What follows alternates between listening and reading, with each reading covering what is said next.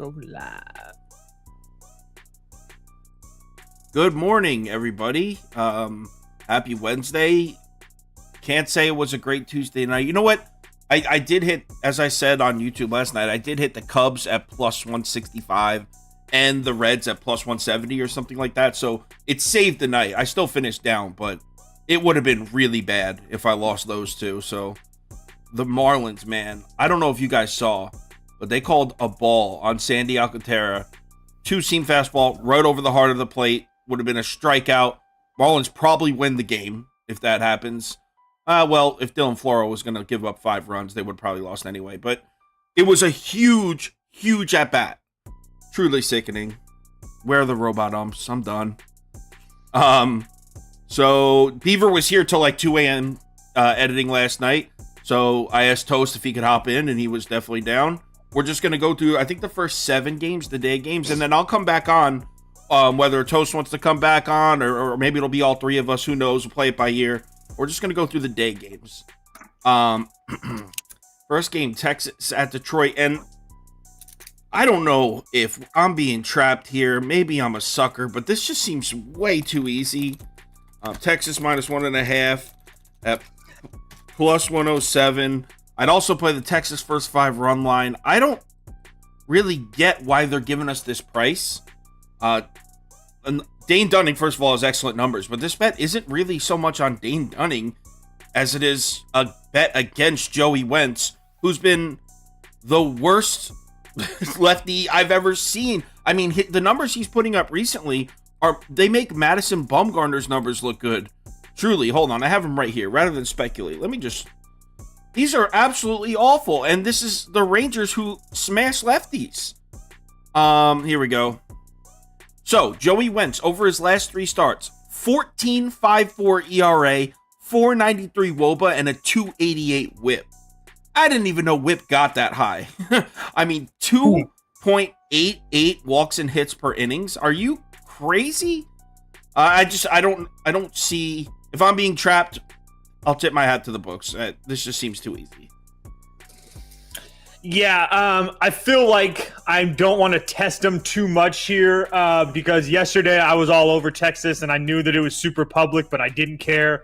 And I felt like I maybe got a little bit lucky there. I can't say that I disagree with you. I lean Texas. I did 2 different player props in this one. One of them's kind of juicy since I am in the prop beaver seat. Dane Dunning to record a win at plus 190. Put me down for a half a unit at that. Just at a huge, great price. And then another one, 2 different guys. I'm going to play them both, but for you guys, Adolis Garcia and Josh Jung, both over 1.5 total bases. Both of them are plus 105 or better. Who's the second guy? Adolis and who? Josh Jung. Oh, Jung, Rookie of the Year candidate. Definitely, absolutely. So both those guys are really hot. Favor left-handed pitching as well. So I think that's just the best way to play it. I wouldn't hate if you're. I've had a couple people ask me about the Detroit team total. I wouldn't hate that. But Dunning's been like really, really good this year. He's actually been a pitcher that a lot of people haven't talked about.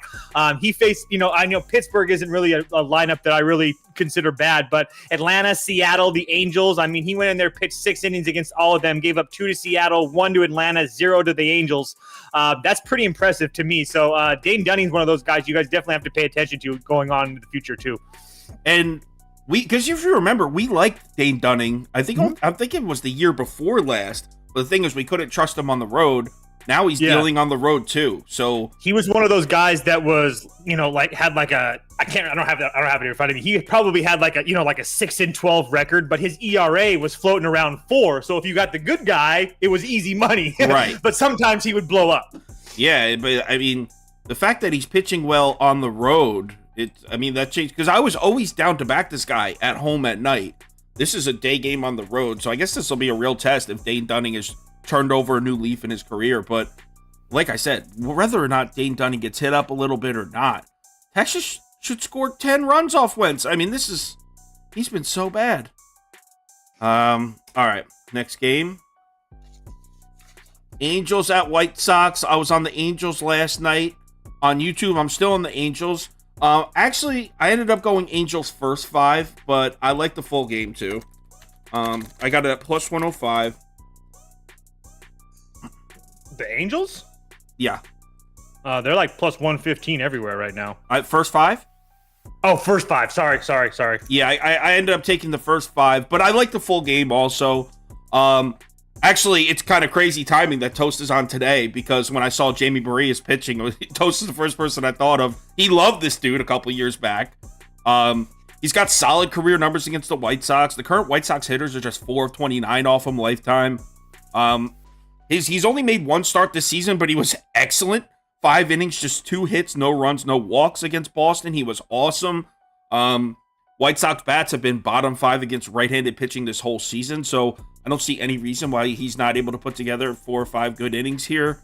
And then on the other side, Lance Lynn. Basically, I'm just going to repeat what I said on YouTube last night. I just feel like it's time for Lance Lynn to get hit up. It's been a few starts since he got rocked. He's a home favorite. That's the spot I like to fade Lance Lynn. I'm down to play Lance Lynn when people are thinking he's going to get shelled. On the road, against like Minnesota, where Minnesota's like minus 135 favorites, and you're like, you know what? I could see Lance Lynn getting some outs. At home, when he's supposed to dominate, he's supposed to pitch well, that's when I like to fade Lance. So I think Jamie Perea outpitches Lance Lynn, and I'm playing the first 5. Might end up betting the full game too, because I definitely like the Angels here.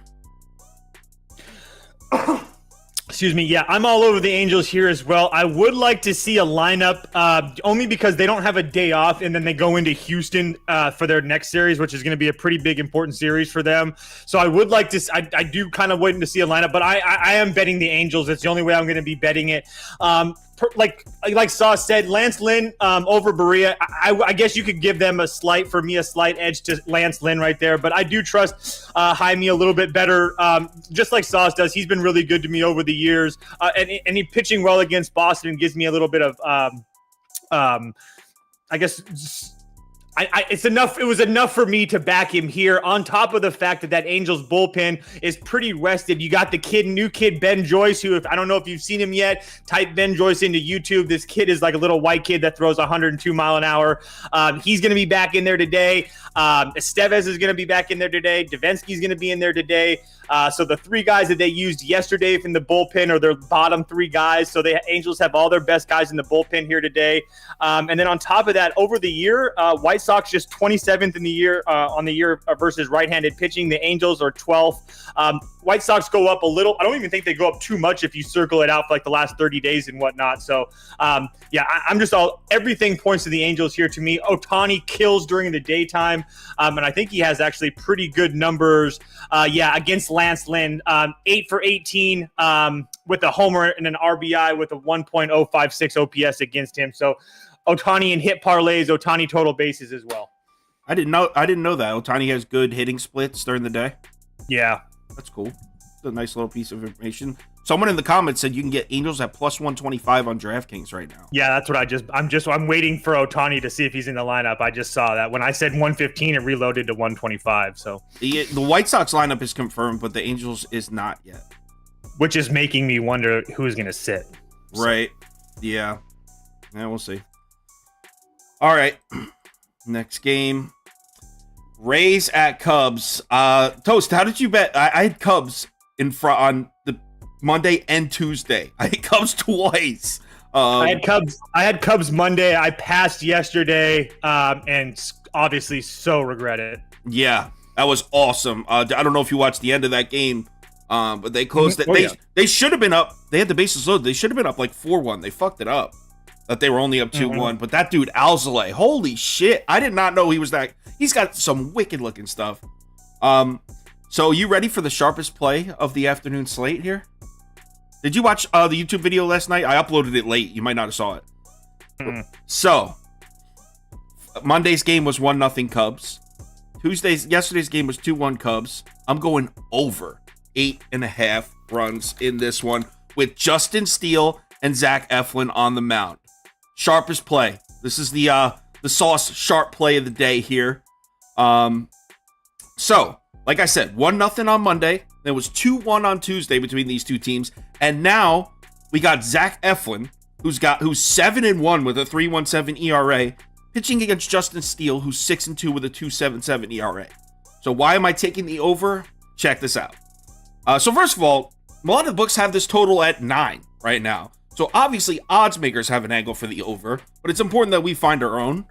And it actually wasn't that difficult to find. First of all, you got Eflin on the road, where he's been dating back to last season. He's been much more reliable at home than he is on the road. 5.29 ERA and a 3.83 WOBA on the road, basically twice as bad as his numbers at home. On top of that, Eflin's got a really suspect history against this Cubs lineup. Through 61 career at bats, the Cubs are lifetime hitting 344 off Eflin with a 1076 OPS. I like Zach Eflin, but this is a really shaky spot for him. And on the other side, you got Justin Steele. If this was a month ago, I would say we're taking Steele at home in Wrigley Field blindly. But over his last 4 starts, he's been trending downwards. Last 4 starts, 5.40 ERA, 3.44 WOBA, 1.43 WHIP. Miles away from where he was through the first 7 starts of the season. And the most concerning part is he just got hit up at home by the Reds. And this is Tampa. This is the best team in baseball against left-handed starters. All those trends I was reading off yesterday about Tampa on the road versus righties, that doesn't apply here. They're on the road versus a lefty. The last 9 lefty starters to face the Rays, 41 innings pitched, 10.80 ERA, 2.02 WHIP, and here's the big one, 3.95 home runs per 9 innings. And that includes Kershaw, Nestor Cortez, Chris Sale. Tampa, Tampa is smacking good left-handed starters up. Tampa also smacked Justin Steele up last year. Give me the over. Let everyone bet the under. Go ahead. Give me the over. Yeah, I actually don't really hate that. It seems to be a nice little bit of weather out there today. I can't pick a side. I really want to bet the Rays because of how, just like you talked about, Steele hasn't really been that same guy. It's just one of those things. I don't trust it. But one thing I do trust is Dansby Swanson at home, and especially against Zach Eflin. He's on the in his career 12 for 8 against Eflin with 6 doubles and a 1.35 OPS at 29 plate appearances. That's not very small. So for my play in this game, Dansby Swanson over 1.5 total bases at plus 115. Over 1.5 total bases plus 115. Yeah, that's cool. I like that one. And by the way, I didn't pick a side. I'm just betting the over. But if you look at this, let me blow this pie chart up here. All the action came in on Tampa this morning. Line doesn't move a muscle, which means if I was to play the side, which I'm not, I would go right back to the Cubs for the sweep, which is crazy. But everyone's betting Tampa. I guess having lost the first 2 games of the series, they're expecting them to handle this shit with Eflin on the mound. But if I was to bet a side, I'd go Cubs again. Same here. There's no way I'm betting the Rays here. Yeah. No way. Yo, did you know the Rays, I believe, are now 3-9 in their last 12 road games? Like, this team, they need to stop pricing this team as an elite baseball team on the road, because they're just not. At home, they're dominant. To your point, it's really simple. If you look at their split records, Rays 26-6 at home, 13-12 on the road. It's a completely different team. And not to mention this. And this isn't me trying to crap on the Rays because I picked them to win the division, but they're not going to hit like this all year. Yeah. Regression is going to come at some point. I can assure, not you, but I can assure you people that. Someone just came in the comments and said, wow, Beaver lost a lot of weight. The only one thing I will say about the Rays, one thing I will say too about the Rays against left-handed pitching this year, they are pretty decent. They are 8-3 this year against lefties. Oh, yeah, see? That means they're going to score runs. There you go. All right, yeah, so obviously, I'm pretty sure everyone watching knows this, but I forgot to switch the graphics this morning. That's not Prop either, that's Toast. His Twitter is at Toast Sam, so I'll put it in the comments. So if you're new and want to follow him, he's always active on Twitter. Anyway, next game, Cleveland at Baltimore. This one was so weird. So I didn't upload the YouTube video until about 2:30 a.m. last night. Line still wasn't open for this game. I went to sleep probably around 3. Woke up around 6:30. Line still wasn't open. It just opened a few hours ago. I don't know what's going on. Originally, this was a pass for me, but actually, I was looking this morning, and I actually got to a side, and I'm actually going to bet it kind of heavy. I'm taking Cleveland. Thank you. Oh my God, I was gonna say if you're on Baltimore, man, I'm missing something. All right, go No, ahead. no, definitely on Cleveland, and I didn't like it at all. Last night it was an immediate pass, and then the more I was looking this morning, the more I like Cleveland. Let me pull out my notes. See, the thing about Shane Bieber, and I mentioned this last night, is even when he pitches poorly, he like finds a way to get out of jams, and he finds a way to still win. I've bet against him where he goes out there and gives up 6 hits, 5 walks, somehow only 2 runs. He's just like the sneakiest bastard in the world.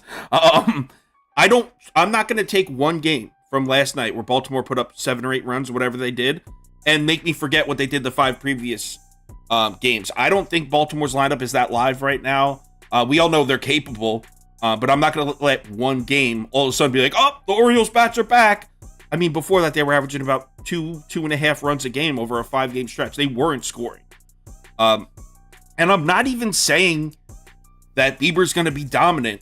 But on the other side, it's Austin Voth. It's a bullpen day for Baltimore, and they don't have that magic that they had last year. If you remember, Toast probably remembers, every time this guy Voth started, it was a bullpen day, and they always won. That Baltimore magic is gone. I also like the line moving a lot. I don't have the pie charts down here because the line didn't open until like 2 hours ago. But this line opened up. Cleveland was plus 100. Within 2 hours, it had moved to Cleveland minus 120 on most books. So the little action that did come in on Cleveland, the books don't like it. So I'm tailing the line movement as well. Yeah, this is another one. I'm all over Cleveland here today. I can't really add anything. Just, I guess, a couple little things. Bieber's last 2 starts in Baltimore, 15 total innings, 22 strikeouts, only 2 runs. That was 22 last year and then 2019 together. So, but still pretty damn decent. Like Kyle said, I don't trust this Baltimore offense either. I was on Cleveland yesterday. That kind of bit me in the ass. But at the same time, Cleveland actually, I don't even, like, if you look at the final score, 8-5, Baltimore had 1 really good inning, and that was pretty much it. Yep. So, I mean, it doesn't really even, like, scare me that much. On top of the fact, Kyle talked about it being a bullpen day for Baltimore. Batista, Cano, and Colombe all have worked 2 of the last 3 days. So I guarantee you Batista and Cano probably aren't going to be available. Or I'm sorry, one of those 2 isn't going to be available. So that's one of the 2 of their best arms. So it's just a really weird spot for me.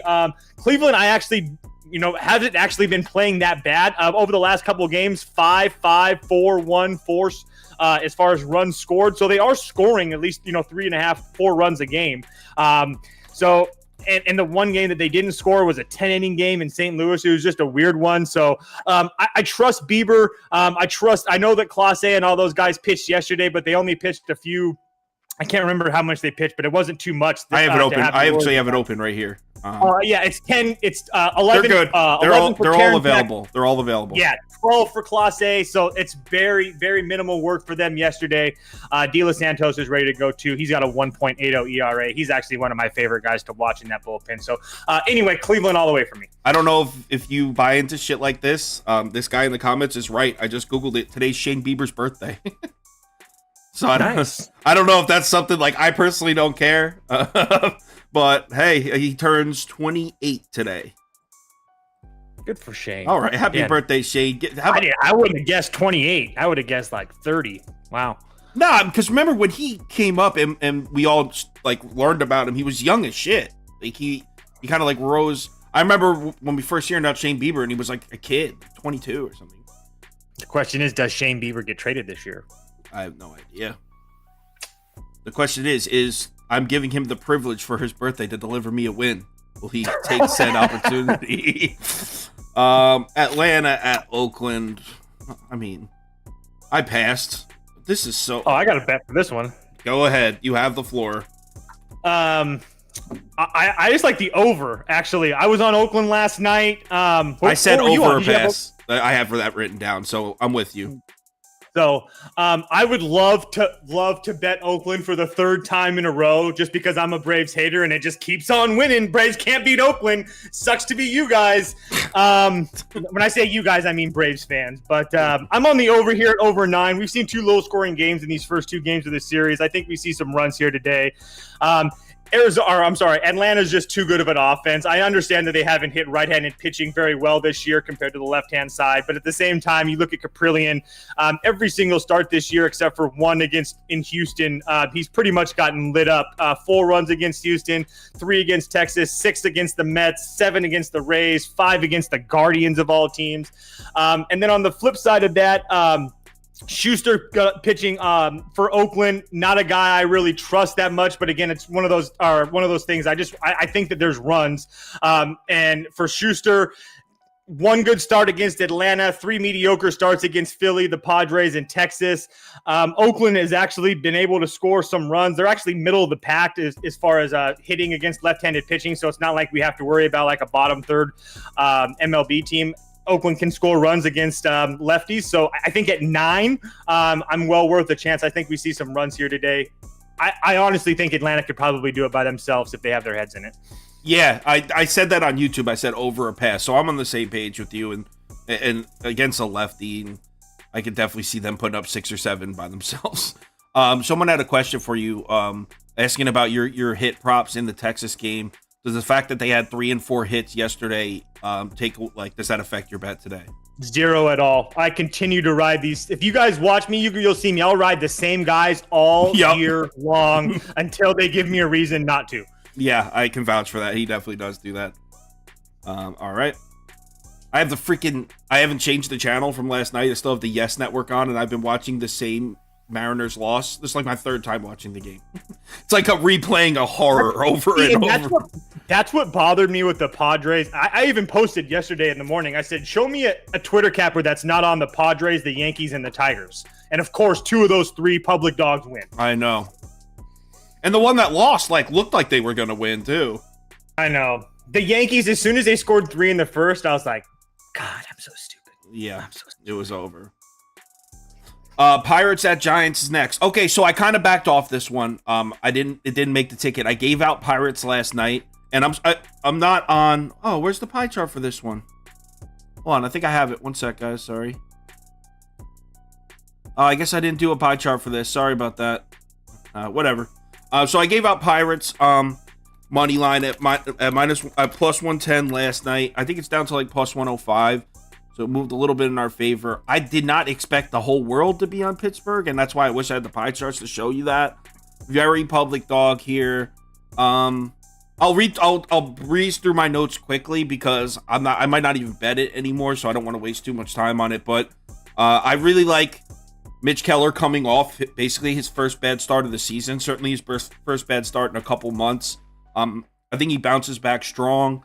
What I like about Mitch Keller is because you could look at this and be like, oh, Sauce, Giants have been sneaky good against right-handed pitching this year. And you'd be right. But look at the teams Mitch Keller's pitched against just in his last 5 starts. Arizona, Baltimore, Tampa, Dodgers, Rockies, all teams that hit righties. So it's not like this dude's a stranger to pitching against strong lineups. In fact, if you put the Giants lineup up next to those, they don't stand out at all. This guy showed us that he can pitch well against good lineups. And I do like how the Pirates are 8-3 and Mitch Keller's 11 starts, so they have been hitting for him this year, which wasn't the case last year. But like I said, everyone seems to be on the Pirates, so I didn't put it on the ticket. Might not even personally bet it.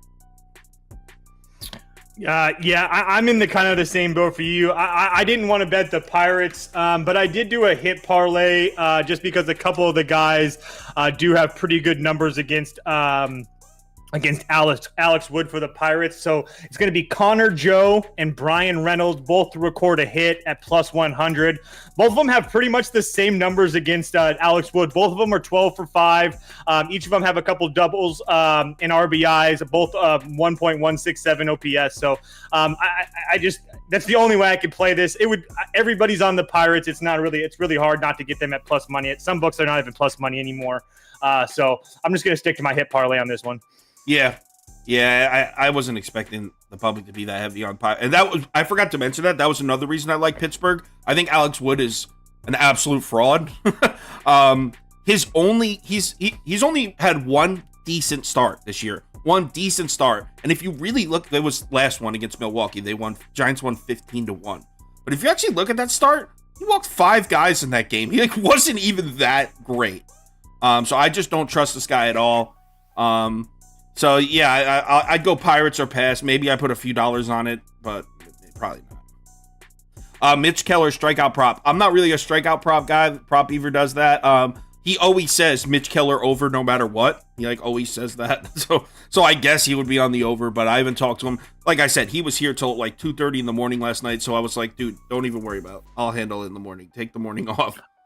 All I can tell you as far as that strikeout number for Mitch Keller, I don't know what the number is, but if it's at 5.5, 6.5, you're probably good. The only reason I say that, his last couple starts, 8, 8, 13, 8, 8, 10. And then he's faced this Giants team 3 times in his career.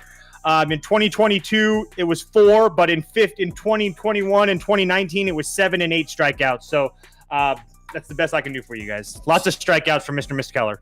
Yeah, it's 6.5 juice to the over, -125, -130. So that's a tough call. Let's go move on to the next game, and I think might as well just do under 1.5 walk. Yeah. Oh my God, the walk props. I think this is the last day game here, and I didn't end up betting it, or at least not yet. Oh no. Actually, it was the opposite. So I'm sorry, it's early. So last night I said I wasn't gonna bet it. I ended up betting this one. And before I put this on the screen, I just want you guys to know, you don't have to tail this. This is kind of crazy. I'm taking Washington first 5. Money line, yep. Washington first 5 money line plus 195. Go ahead. Everyone can make fun of Patrick Corbin if you want. Dude's been pitching well. He's been pitching well, and I could say something like, ooh, the Dodgers lineup scares me a lot more against righties than they do against a lefty, but they've been crushing lefties too, so that would be just kind of a load of bullshit. The truth is, I don't trust Syndergaard, and I don't want to say I trust Corbin, but I'm down to ride with Pat. Pat's been pitching well. I don't give a shit what his box score says in that Royals game. I watched that whole game. He pitched well. Those runs he gave up, it was one of those things where he came out in the 6th inning, I think, and with the bases loaded, and then the guy who came in after him gave him 3 more earned runs on top of it. He really pitched well in that game. He's been pitching well for a month straight now. Do I think he's going to go in and blank the Dodgers? No. But the Washington Nationals have proven to us this year they can score runs on the road. I don't care that Syndergaard's at home. I think they get to him. And at plus 195, I just think it's great value. That's all.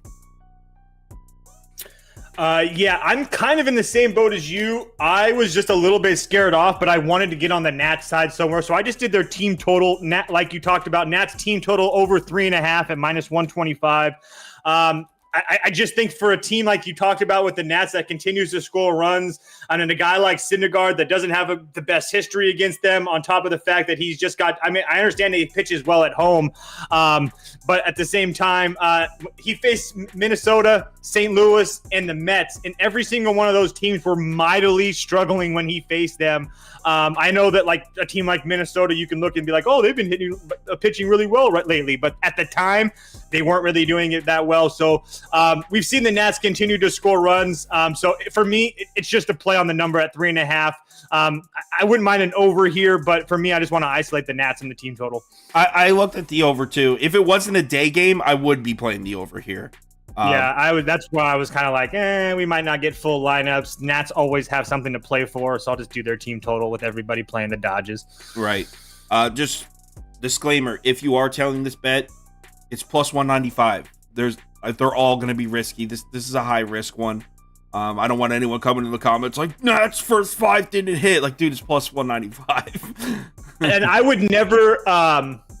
I'm always money line. I don't even like taking a half a run in the first 5 personally, but you can get the Nationals plus like 1.5 runs at a decent price in the first 5. That's so if you're really crazy. that scared, you can get like Nationals plus 1.5. I'm pretty sure like minus 125. You know what? Let's look. I have it open right here.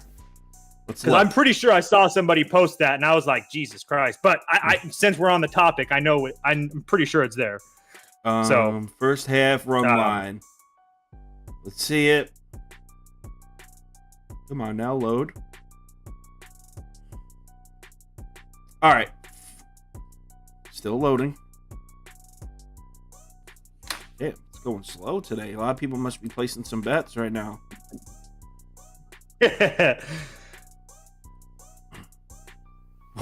Scoop says plus 195 should be a lock.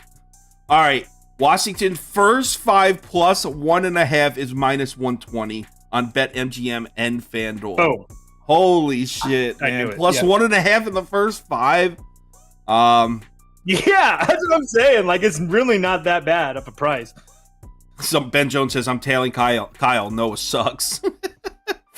Syndergaard has shown to be better at home, though, so let's give him a little credit. But he's been so bad. I mean, if you just watch Syndergaard pitch recently, his pitches just look so hittable. Every single pitch, no matter what he throws, looks like a meatball. And that's just like to the naked eye from a viewer at home, but still, it just looks so hittable. Like there's not much action on his stuff. It doesn't look good. Not to mention he's one of the slowest. He's by far one of the slowest guys from mound to the plate. So Washington could be running all over him too. I heard someone saying that. Will Smith's not in the lineup. I don't know that, but I heard someone saying that a runner on first against Syndergaard is basically just a runner on second. All right, so yeah. So hold on, let me the parlay that I put down here for the day. It's a low risk one. Okay, so I did this. Oh no, I don't like it anymore. Never mind. I don't want to give it out. I typed in Rangers and Rays money line, but I typed that this morning, and then that was after I saw all the public come in on the Rays. So I already bet it, so it's already locked into one of my sports books. But I would say Rangers and maybe